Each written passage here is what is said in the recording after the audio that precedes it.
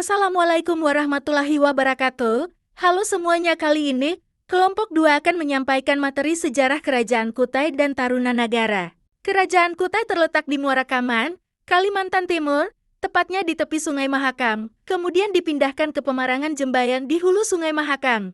Kerajaan Kutai berada di jalur perdagangan India dan Cina. Sungai Mahakam jalur perdagangan strategis. Tanah di tepi sungai cukup subur untuk pertanian. Kerajaan Tarumanagara terletak di tepi Sungai Citarum, Jawa Barat dengan letak yang strategis.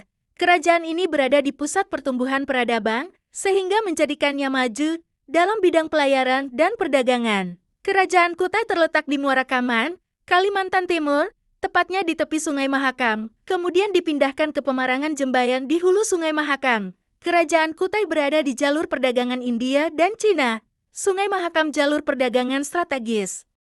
Tanah di tepi sungai cukup subur untuk pertanian. Kerajaan Tarumanagara letaknya di wilayah Jawa Barat sekarang. Hal ini dibuktikan dengan adanya sejumlah prasasti di daerah sekitar Bogor, Prasasti Tugu di Cilincing, Jakarta Utara, Prasasti Cidanghiang di Desa Lebak, Banten. Kerajaan Kutai didirikan oleh seorang pangeran bernama Kudungga pada abad ke-4 Masehi dan memiliki hubungan erat dengan Kerajaan Sriwijaya. Kerajaan ini diperkirakan berdiri pada abad 4–7 Masehi atau 358 meter berdasarkan naskah Wangsakerta. Tarumanagara didirikan oleh Jayasingawarman yang datang dari India. Masa kejayaan Kerajaan Kutai terjadi pada masa pemerintahan Raja Mulawarman yang dikenal sebagai raja yang bijaksana dan dekat dengan rakyatnya. Kerajaan ini didirikan sekitar abad ke-4 Masehi dan mencapai puncak kejayaannya pada abad ke-5 Masehi, ketika pengaruh dan kekuasaannya meluas di wilayah Kalimantan. Prasasti Yupa menjadi salah satu sumber sejarah utama yang mengungkapkan informasi tentang raja-raja dan corak keagamaan di Kerajaan Kutai. Kerajaan Tarumanagara mencapai puncak kejayaan ketika dipimpin Maharaja Purnawarman 395–434 meter, generasi ketiga setelah Jayasingawarman, dan Dharmayawarman 382–395 meter. Purnawarman pernah membangun irigasi dengan cara menggali saluran sungai sepanjang 6.122 tombak 11 km. Kehidupan sosial di Kerajaan Kutai ditandai oleh adat istiadat yang tinggi dan kuat, serta diatur oleh sistem kekerabatan yang kompleks.